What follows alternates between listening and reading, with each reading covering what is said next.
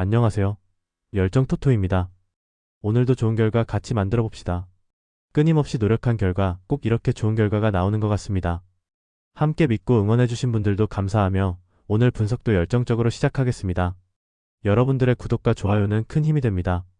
코펜하겐 카이라트입니다. 코펜하겐은 4-4-2에서 옐루누시와 아슈리를 활용해 측면 압박을 빠르게 올리며 클레미 후방에서 템포를 조절해 전환 속도를 끌어올립니다. 옐루누시는 안으로 좁혀 세컨 스트라이커처럼 마무리를 노리고 아슈리는 돌파와 컷인으로 박스 접근을 반복합니다. 팀은 필요할 때 측면 전환으로 상대 블록을 흔들며 홈에서는 라인을 높여 두 번째 파도 공격을 이어가는 흐름을 자주 만듭니다. 윙어들이 전환 시 빠르게 내려와 블록을 채우며 세트피스에서는 두 윙어의 킥으로 다양한 패턴을 가져갑니다. 결국 코펜하겐은 압박과 전환이 매끄럽게 이어지며 홈에서 템포를 주도할 수 있는 구조를 갖추고 있습니다. 카이라트는 4-2-3-1에서 호르지뉴와 그로미코를 축으로 전진 패스를 만들어가지만 전환 시 뒷공간 노출이 반복되는 약점이 있습니다. 그로미코는 하프 스페이스 이동으로 공격 연결을 책임지고 타팔로프는 오버래핑으로 크로스를 시도하지만 복귀가 늦어지는 위험도 안고 있습니다. 장거리 원정과 기후 차이로 선수단 컨디션 부담이 크고 더블 볼란치와 수비 라인 간격 유지가 쉽지 않은 흐름입니다. 원정에서는 두 줄 수비와 역습을 노릴 가능성이 높으며 그 과정에서 탈압박 실수가 곧바로 실점 위기로 이어질 수 있습니다. 결국 카이라트는 공격보다 버티기에 집중해야 하고 역습 한두 번에서 확률을 만들어야 하는 경기입니다. 이 경기는 압박 강도와 전환 템포에서 코펜하겐이 확실한 우위를 가지며 경기 리듬을 빠르게 장악할 가능성이 높습니다. 코펜하겐은 옐루누시와 아슈리를 앞세워 초반부터 측면 압박을 강화하고 클렘의 전환 패스로 카이라트 블록을 흔드는 흐름을 만들 것입니다. 반면 카이라트는 장거리 이동과 압박 적응 문제로 블록이 쉽게 벌어질 수 있어 후반으로 갈수록 박스 앞 공간 노출 위험이 커집니다. 호르지뉴와 그로미코가 역습에서 위협을 만들 수 있지만 안정적으로 빌드업을 이어가기엔 부담이 큰 구조입니다. 종합하면 코펜하겐의 홈 압박과 템포 유지가 우위에 있어 경기 전체 흐름이 자연스럽게 코펜하겐 쪽으로 기울 가능성이 큽니다. 파포스 FC AS 로마입니다. 파포스는 앤더슨 실바의 등지는 움직임과 오르샤의 전환 한 방을 중심으로 역습을 전개하며 드라고미르가 하프 스페이스에서 공격을 이어갑니다.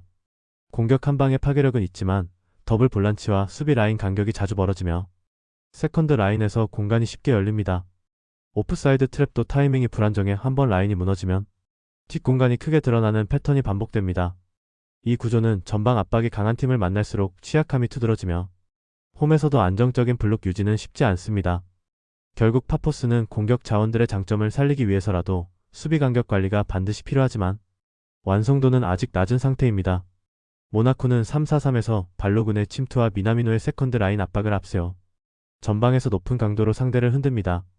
미나미노는 측면과 중앙을 오가며 공을 따내는 역할을 수행하고 골로비는 전환 패스로 템포를 조절하며 공격을 정리합니다. 양 윙백은 폭을 넓히며 전환 시 즉시 공격에 가담해 하프 스페이스와 측면을 모두 활용합니다. 모나코는 활동량과 탭스에서도 우위를 가져 후반으로 갈수록 압박 유지력이 떨어지지 않는 것이 강점입니다. 결과적으로 모나코는 파포스가 힘들어하는 세컨드 라인과 뒷공간을 직접 겨냥하기에 매우 적합한 구조를 갖고 있습니다. 이 경기는 세컨드 라인 간격 관리와 전방 압박 대응 능력에서 두 팀의 차이가 그대로 드러나는 흐름이 예상됩니다. 파포스는 앤더슨 실바와 오르샤의 한 방을 기반으로 위협을 만들겠지만 수비 라인 조정이 불안해 공간 노출 위험이 계속 이어집니다. 반면 모나코는 미나미노의 공간 선정과 골로빈의 전진 패스가 발로군의 침투와 결합하며 지속적으로 파포스 뒤를 흔들 수 있습니다. 후반으로 갈수록 활동량과 교체 자원에서 모나코가 우위를 유지할 가능성이 높아 경기 흐름은 점차 모나코 쪽으로 기울 것입니다. 종합하면 파포스의 불안한 세컨드 라인이 모나코의 압박과 전환 속도에 흔들리며 모나코가 경기 주도권을 가져갈 가능성이 큽니다. PSG 토트넘입니다. 파리는 덴벨레의 흔드는 움직임과 바르콜라의 전진 드리블을 중심으로 측면과 하프 스페이스를 동시에 공략하며 파비안 루이스가 템포를 조절합니다. 특히 바르콜라는 간격이 벌어진 순간 가속을 붙여 박스 근처까지 파고드는 장면이 자주 나오며 공격 흐름의 핵심 연결고리로 작동합니다. 파리는 중원과 풀백이 함께 좁히며 전환 상황에서도 안정적인 블록을 만들고 세컨볼에서도 쉽게 밀리지 않습니다. 전체적으로 전진 드리블과 전환 속도를 활용해 상대 수비 라인을 지속적으로 흔드는 구조를 유지합니다. 이런 패턴은 상대 압박이 느슨해지는 순간 더 큰 위력을 발휘하며 공격이 자연스레 박스 근처까지 이어집니다. 토트넘은 히샬리송의 압박과 사비 시몬스의 패스 전개를 중심으로 공격을 풀지만 전방과 중원의 압박 타이밍이 엇갈리면 라인 간격이 크게 벌어집니다. 주앙 팔리냐는 폭넓은 수비 범위를 감당해야 하며 한번 압박이 어긋나면 하프 스페이스가 쉽게 열려 중앙 밸런스가 흔들리는 장면이 반복됩니다. 포백 전진 후 폭기가 늦어지는 경향도 있어 상대 전진 드리블의 뒤로 쫓아가는 수비가 자주 발생합니다. 전술 구조상 라인 간격이 유지될 때는 강하지만 그렇지 못할 때는 박스 앞 공간을 크게 내주는 약점이 드러납니다. 그래서 경기 흐름이 불안정해지면 중원과 수비 라인이 동시에 흔들리는 패턴이 이어질 수 있습니다. 이 경기는 파리의 하프스페이스 공략과 토트넘의 압박 타이밍 문제가 맞부딪히는 구도며 간격 관리에서의 차이가 승부를 좌우할 전망입니다. 토트넘은 타이밍이 조금만 어긋나도 중앙이 쉽게 열리며 바르콜라가 이 틈을 전진 드리블로 바로 파고들어 박스 앞 위협을 만들 수 있습니다. 덴벨레의 흔드는 움직임과 파비안 루이스의 전환 패스까지 더해지면 토트넘 포백은 뒤로 물러나는 시간이 길어져 수비 블록이 흔들릴 가능성이 큽니다. 토트넘은 사비 시몬스로 반격을 노릴 수 있지만 앞선에서 공을 잃었을 때 팔리냐에게 과부하가 걸리며 라인 전체가 넓게 찢어지는 위험이 커집니다. 결과적으로 볼 점유와 전환 속도에서 우위를 점할 파리가 경기 흐름을 주도하며 시간이 갈수록 홈팀 쪽으로 승부가 기울 가능성이 높습니다. 리버풀 PSV입니다.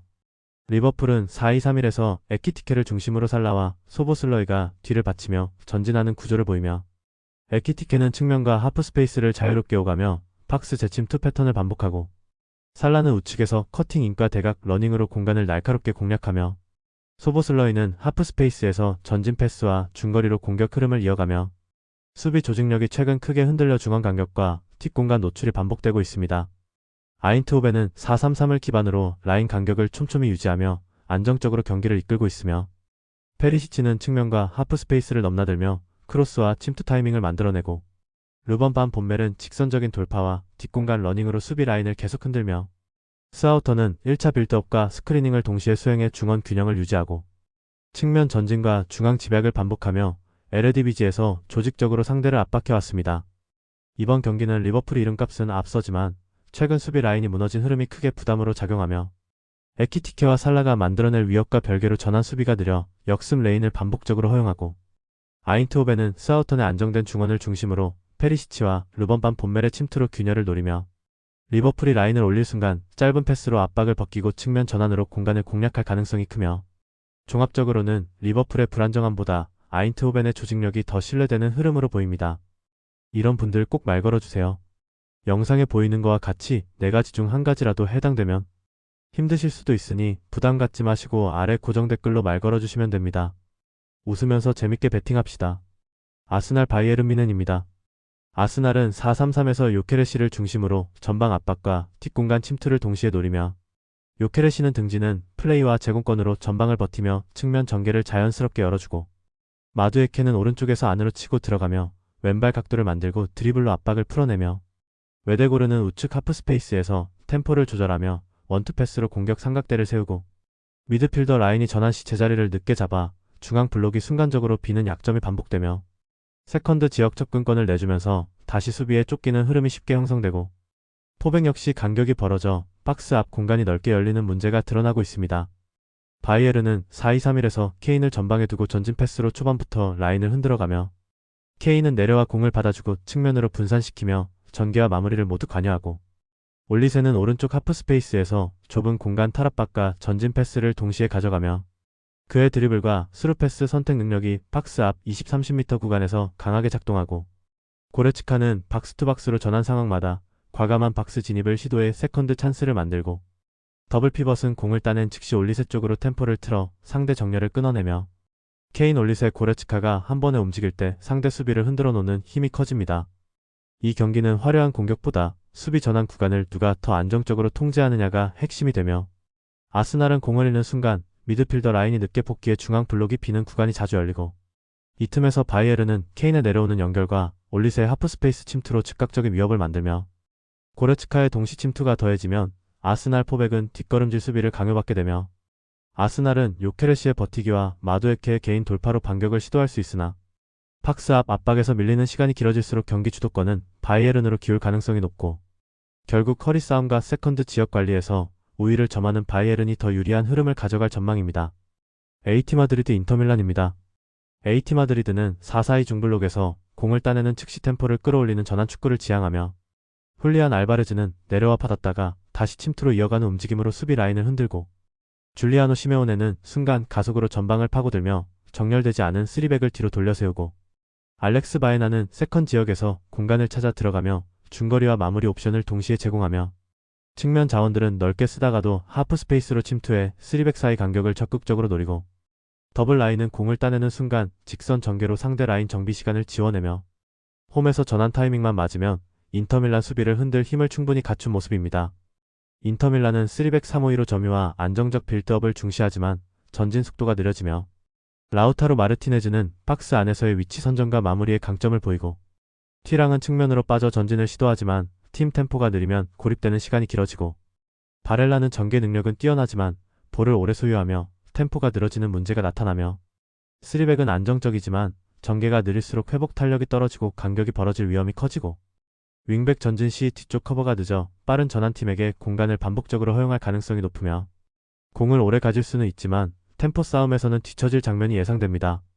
이 경기는 점유와 템포의 충돌로 전진 속도와 3백 뒤 공간 싸움이 승부를 가를 전망이며 인터밀란은 점유를 유지하더라도 전진 속도가 늦어 AT 마드리드 수비가 재정비할 시간을 주게 되고 AT 마드리드는 줄리아노 시메오네와 알렉스 바에나를 중심으로 공을 따내는 즉시 템포를 올리며 훌리안 알바레즈에 내려왔다가 다시 뛰는 패턴이 3백 사이 간격을 찢는 결정적 무기가 되고 인터밀란은 박스 앞에서 좁은 공간을 풀어야 하는 답답한 흐름을 겪을 가능성이 커지며 반대로 AT 마드리드는 세컨볼을 따내는 순간 빠른 전환으로 3백의 약점을 정면으로 찌를 힘이 있고 결국 홈에서 템포업을 주도하는 AT 마드리드가 경기 흐름과 찬스를 더 많이 가져갈 가능성이 높습니다.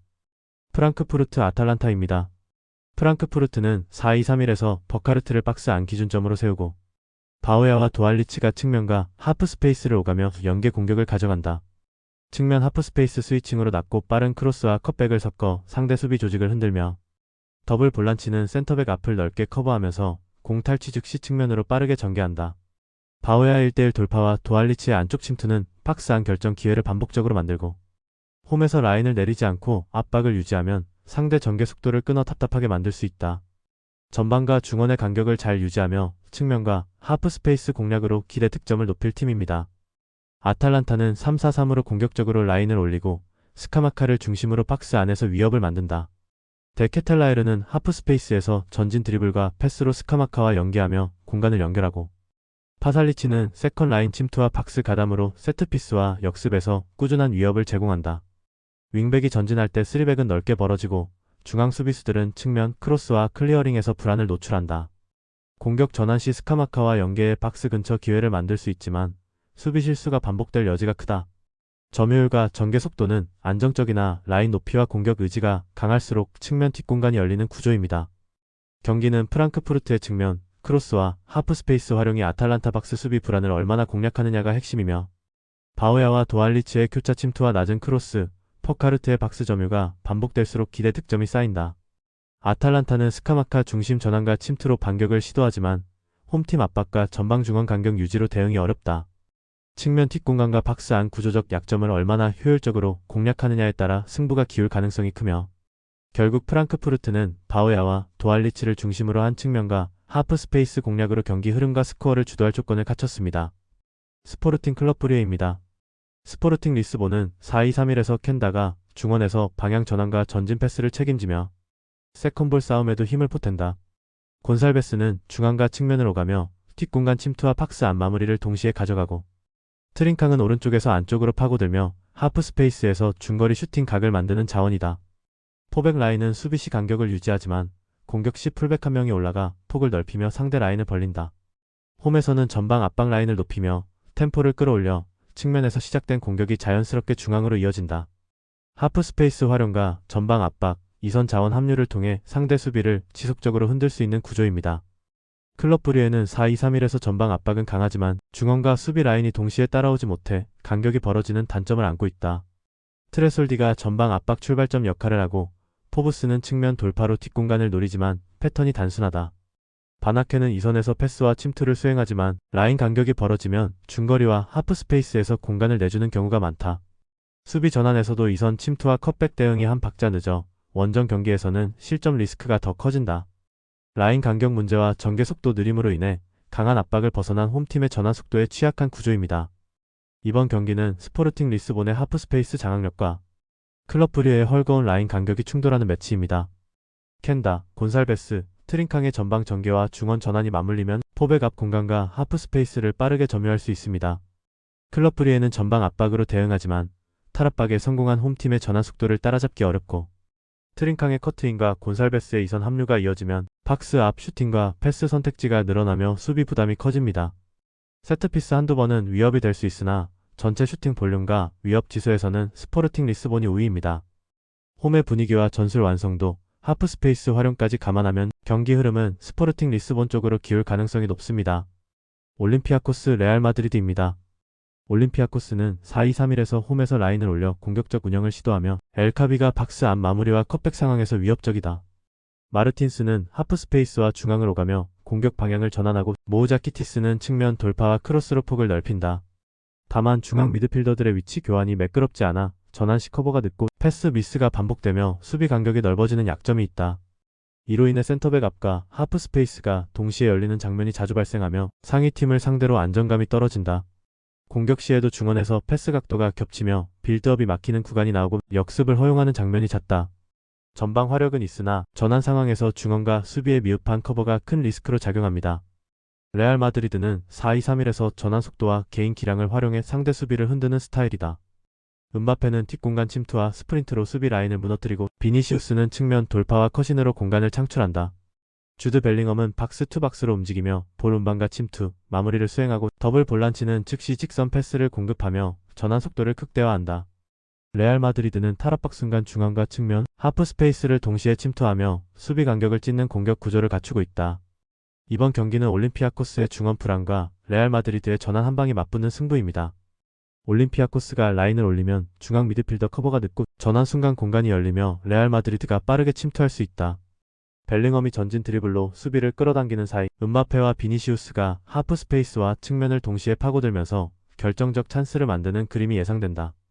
홈팀은 세트피스나 역습으로 반격할 수 있지만 전체 흐름에서 전환 속도와 공간 관리 능력 차이는 분명하다. 결국 경기 주도권과 결정력은 레알 마드리드 쪽으로 기울 가능성이 높으며 올림피아코스는 전방 활용만으로는 균형을 잡기 어렵습니다. 구독자 및 시청자분들 오늘 하루도 의미 있는 배팅해봅시다. 구독과 좋아요, 알림 설정 부탁드리며 조합이 힘드신 분들은 아래 고정 댓글로 말 걸어주시면 무료로 최종 조합 공유해드립니다. 모두 감사합니다.